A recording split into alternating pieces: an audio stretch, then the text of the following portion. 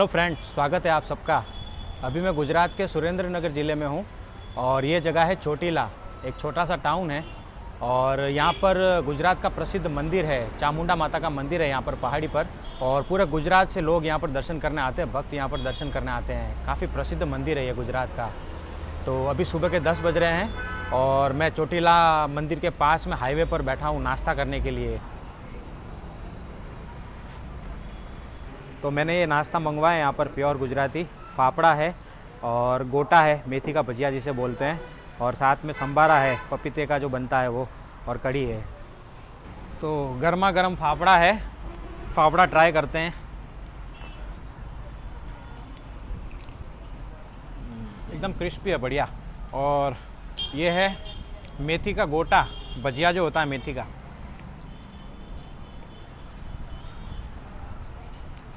बढ़िया नाश्ता है।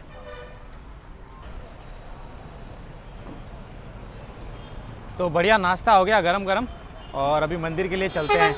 तो ये नेशनल हाईवे नंबर 8 है, अहमदाबाद राजकोट हाईवे। और इसी हाईवे पर माता जी का मंदिर है। ये मेन गेट है मंदिर में जाने के लिए, और सामने पीछे की तरफ पहाड़ी है और वहाँ पर चामुंडा माता का मंदिर बना हुआ है।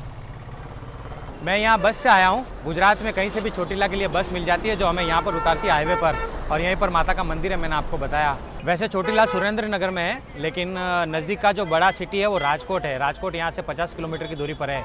तो आप राजकोट आ सकते हो, वहाँ से आप चोटीला आ सकते हो। और अगर आप ट्रेन से आना चाहते हो तो नज़दीक का जो रेलवे स्टेशन है वो थान है, जो कि यहाँ से 20 किलोमीटर है। और आप सीधे राजकोट भी जा सकते हो बाय ट्रेन, और वहाँ से फिर टैक्सी करके भी यहाँ आ सकते हो। तो यहाँ पर सारी ये दुकानें हैं, पूजा प्रसाद मिल जाता है हमें।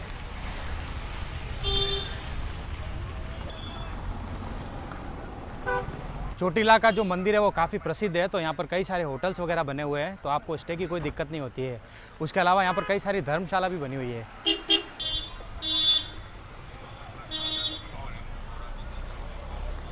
सामने दूसरा एंट्री गेट है और वहाँ से हमें पहाड़ी दिख रही है ऊपर जाने के लिए। और उससे पहले यहाँ पर नीचे भी एक मंदिर आता है, ये भी चामुंडा माता का ही मंदिर है। तो जो भक्त ऊपर नहीं जा सकते वो यहीं दर्शन करते हैं।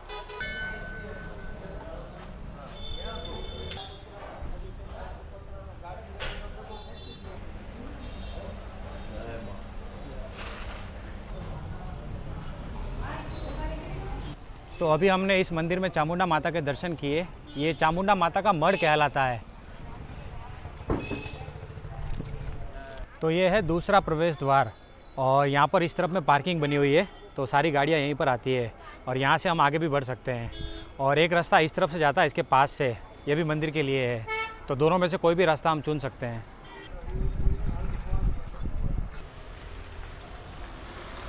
तो यहाँ पर ये पार्किंग बना हुआ है, काफ़ी बड़ा पार्किंग है।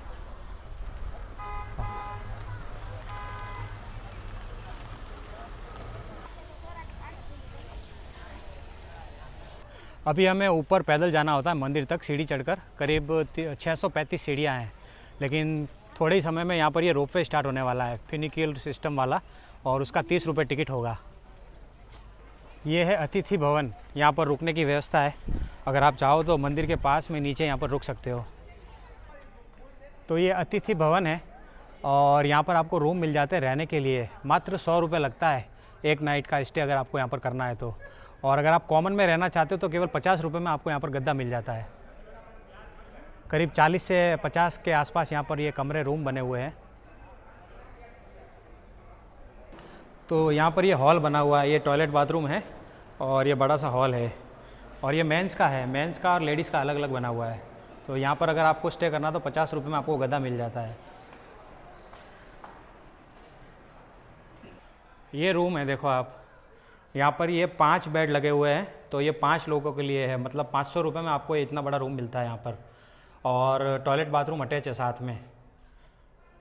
एसी नहीं है यहाँ पर, आपको पंखे मिलेंगे। और अगर आपको छोटा रूम चाहिए तो 2 बेड वाला मिलता है, जिसका 200 रुपये चार्ज लगता है। पर पर्सन 100 रुपया हो गया। जो ऐसे अलग अलग आपको बेड के हिसाब से इसमें बड़े छोटे रूम मिल जाते हैं। तो ये यज्ञशाला है, जो कि अतिथि भवन में ही बनी हुई है। यहाँ पर आप यज्ञ पूजा वगैरह करवा सकते हो। कुछ आपको मामूली सी रसीद फड़वानी होती है कार्यालय में। ये श्री चामुंडा माता डूंगर ट्रस्ट की भोजनशाला है मंदिर की। यहाँ पर आपको निःशुल्क भोजन मिलता है। और इसका जो टाइम है वो 11 से 2 का है। वैसे यहाँ पर भोजन निःशुल्क मिलता है, लेकिन अगर आप चाहो तो अपने हिसाब से कुछ दान पुण्य कर सकते हो।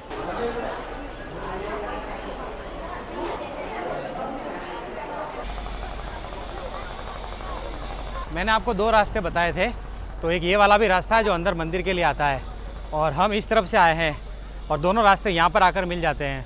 ये भोजनशाला है जो मैंने आपको अभी बताई, उसके पास में ये गेट बना हुआ है जहाँ से हमें सीढ़ियाँ चढ़नी होती है मुख्य मंदिर के लिए। और उसके पास में यहाँ पर भी एक मंदिर है चामुंडा माता का, तो यहाँ पर भी दर्शन करते हैं, फिर ऊपर चलते हैं।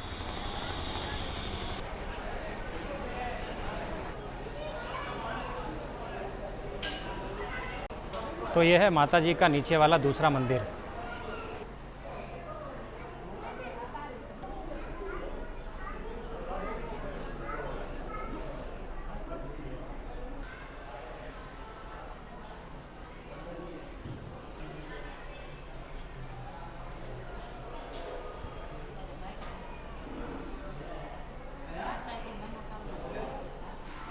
तो चामुंडा माता के इस दूसरे मंदिर में भी हमने दर्शन किए, और काफ़ी अच्छा मंदिर है, ये काफ़ी बड़ा मंदिर है। अभी हमें यहाँ से ऊपर जाना है सीढ़ियाँ चढ़कर, 635 सीढ़ियाँ है, और जब हम ऊपर पहुँचेंगे तो सामने हमें मंदिर दिख रहा है माता जी का, ये मुख्य मंदिर है। तो ये मुख्य प्रवेश द्वार है, यहाँ से सीढ़ियाँ शुरू होती है, तो ऊपर चलते हैं।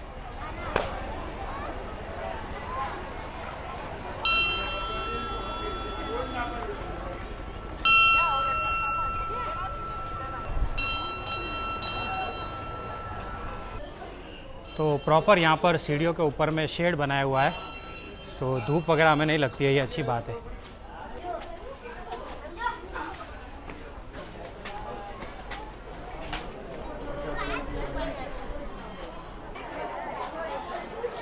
बिल्कुल खड़ी सीढ़ी है, देखो आप, एकदम सीधा है। तो सीढ़ियाँ कम है लेकिन चढ़ने में थोड़ी दिक्कत होती है यहाँ पर।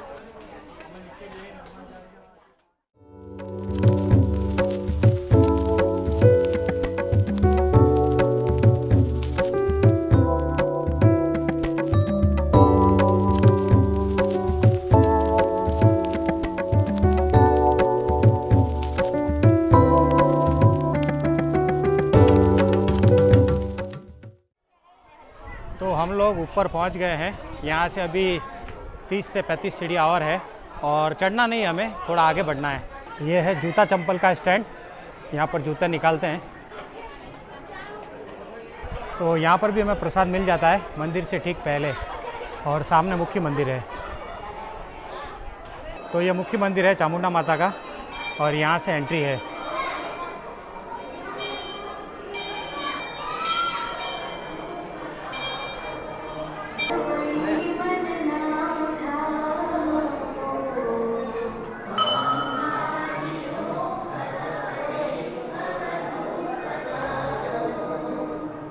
तो ये है चामुंडा माता का मुख्य मंदिर, और यहाँ का विग्रह बिल्कुल अलग है। पूरी दुनिया में ऐसा विग्रह सिर्फ एक ही जगह पर है, चोटिला में, और इस विग्रह में हमें चंडी और चामुंडा दोनों की मूर्ति साथ में दिखती है। तो ये बिल्कुल अलग विग्रह है, अनोखा विग्रह है।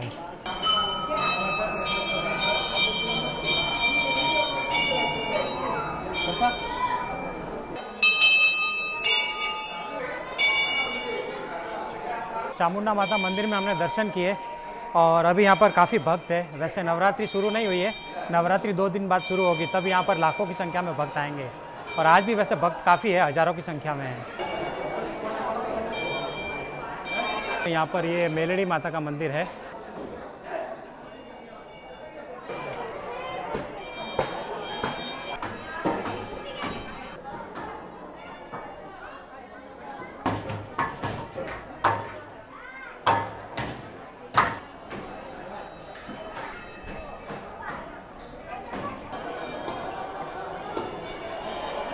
चामुंडा माता मंदिर से जैसे हम बाहर आते हैं तो सामने यहाँ पर एक मंदिर और है, गुप्तेश्वर महादेव और स्वयंभू देवी का मंदिर है यहाँ पर।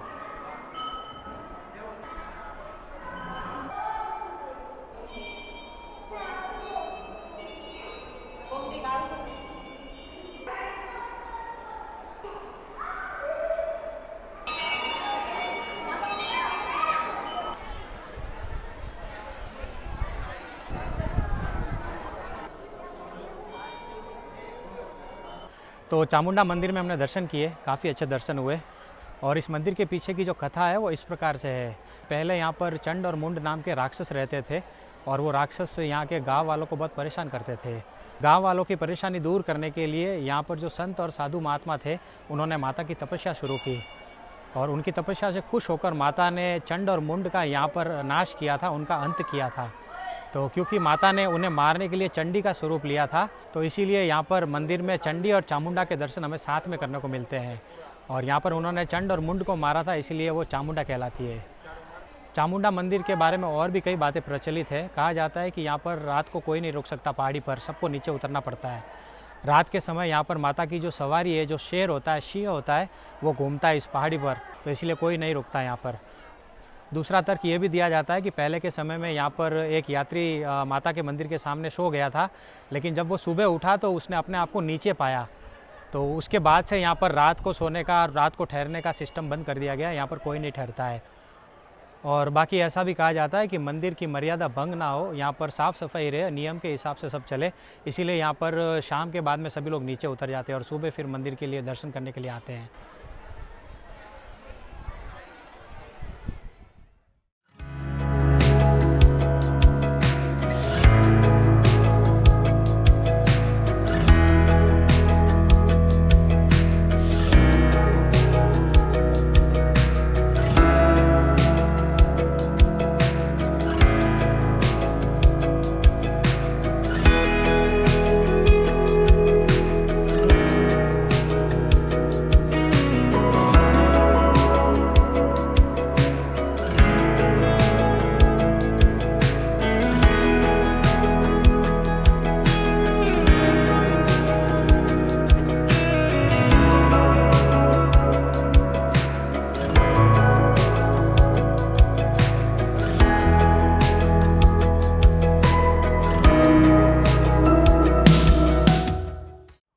अभी मैं आ गया हूँ त्रणेतर में। ये एक गांव है जिसका नाम है त्रणेतर और चोटीला से करीब 30 किलोमीटर की दूरी पर ये गांव है।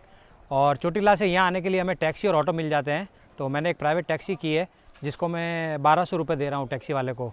और क्योंकि मैं अकेला हूँ तो मुझे 1200 में टैक्सी मिल गई, नहीं तो करीब 1500 से 2000 का चार्ज लगता है टैक्सी का। और 1 घंटा लगता है हमें चोटीला से यहाँ पहुँचने में। तो ये त्रणेतर गांव है और यहाँ पर काफ़ी प्राचीन मंदिर है। बताते हैं कि वो मंदिर महाभारत काल का है, जिसे त्रिनेत्रेश्वर महादेव कहते हैं। महादेव का मंदिर है। वैसे यहाँ पर और भी कई सारे मंदिर बने हुए हैं छोटे बड़े गांव में, लेकिन हम मुख्य मंदिर में चलते हैं।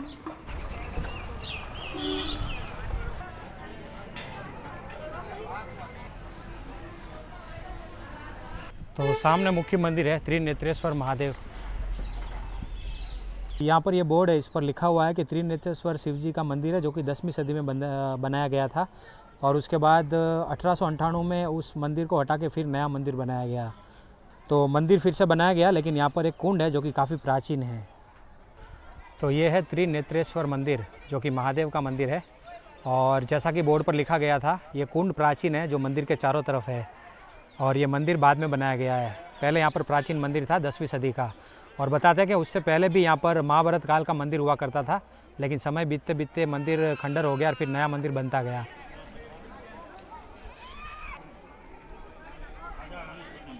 तो यहाँ पर ये जो कुंड मैंने आपको बताया, इसकी बहुत महत्ता है। यहाँ के जो लोग हैं इस एरिया के आसपास के, वो इसे गंगा जितना पवित्र मानते हैं। तो जो लोग हरिद्वार नहीं जाते हैं या नहीं जा सकते, वो यहाँ पर अस्थि विसर्जन करते हैं इस कुंड में।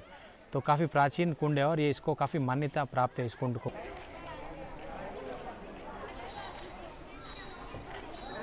तो ये कुंड मैंने आपको बताया, इसे ब्रह्म कुंड कहा जाता है। तो यहाँ पर एक प्रसंग बताया गया है जिसमें अर्जुन मछली की आँख को निशाना लगा रहे हैं। यहाँ पर वो स्वयंवर के लिए आए हुए हैं, तो ये इसमें बताया हुआ है। तो ये जो जगह है वो प्राचीन काल में पांचाल भूमि हुआ करती थी, जहाँ पर द्रुपद राजा का राज था। द्रुपद नरेश यहीं से थे और ये जगह पांचाल भूमि कहलाती थी। और उनकी पुत्री थी द्रौपदी। तो इसीलिए यहाँ पर ये मैंने आपको फ़ोटो बताया जिसमें अर्जुन मछली की आँख को निशाना लगा रहे हैं, तो उनका स्वयंवर यहीं पर हुआ था। तो ये पांचाल भूमि काफ़ी पवित्र मानी जाती है। आसपास का जो 50 स्क्वायर किलोमीटर का जो एरिया है वो पूरा पांचाल भूमि में आता है यहाँ पर। तो ये मुख्य मंदिर है त्रिनेत्रेश्वर महादेव।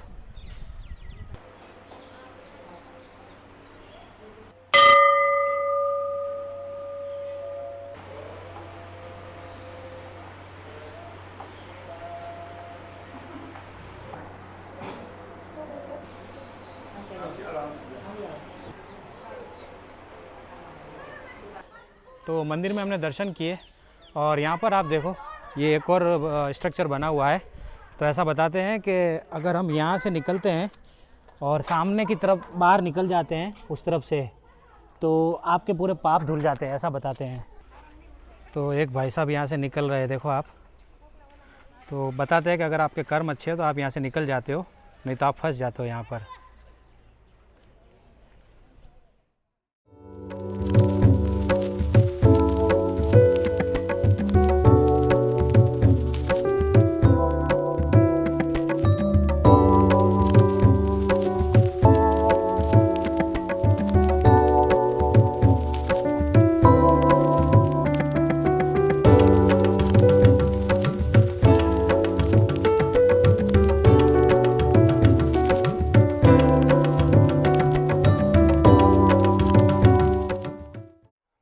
त्रिनेत्रेश्वर महादेव मंदिर का जो शिवलिंग है उसकी कहानी विष्णु भगवान से जुड़ी हुई है।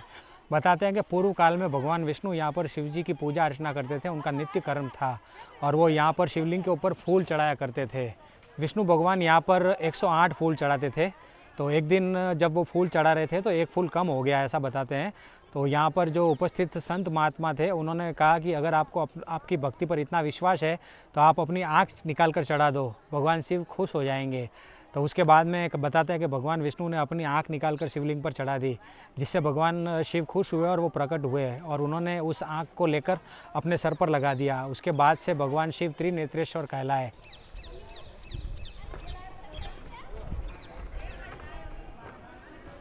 तो मैं मंदिर परिसर से बाहर आ गया हूँ और यहाँ पर ये बड़ा सा ग्राउंड है। इस ग्राउंड पर साल में एक बार मेला लगता है 3 दिनों के लिए, जो कि काफ़ी प्रसिद्ध है गुजरात में। बाहर से विदेशों से भी लोग इस मेले को देखने के लिए आते हैं और वो मेला ऋषि पंचमी के दिन लगता है। तो लगभग अभी सितंबर में 20 दिन पहले यहाँ पर मेला लगा था। तो काफ़ी बड़ा मेला होता है, दूर दूर से लोग यहाँ मेले में आते हैं।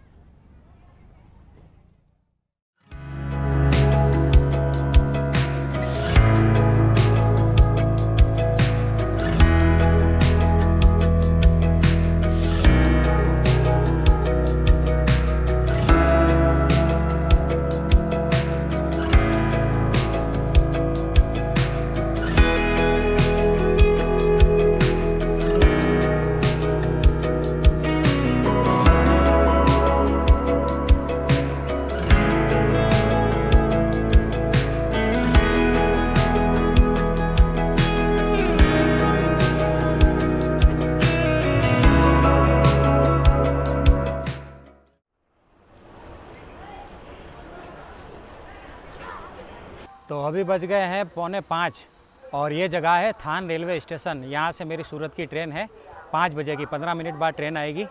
और चोटिला आने के लिए ये रेलवे स्टेशन मैंने आपको बताया था थानगढ़ का। वैसे इसका पूरा नाम थानगढ़ है, लेकिन इसे लोकल भाषा में थान कहा जाता है। और बाकी अगर आप चोटिला आना चाहते हो तो बाय रोड कहीं से भी आ सकते हो, मैंने आपको बताया था सभी जगह से कनेक्टेड है। जब हम मुंबई, सूरत या अहमदाबाद से राजकोट के लिए जाते हैं बाय बस, तो बीच में चोटिला आता है। तो अभी 4:45 बज गए हैं, 15 मिनट में मेरी ट्रेन आने वाली है। बाकी सारी डिटेल मैंने आपको बता दी। और वीडियो आपको कैसा लगा कमेंट करके बताना, और वीडियो पसंद हो तो इसे लाइक करना, शेयर करना, और नए हो तो चैनल को सब्सक्राइब कर देना। तो मिलूंगा आपसे अगले वीडियो में, तब तक के लिए bye bye, see you, take care. अपना और अपनों का खास ध्यान रखना।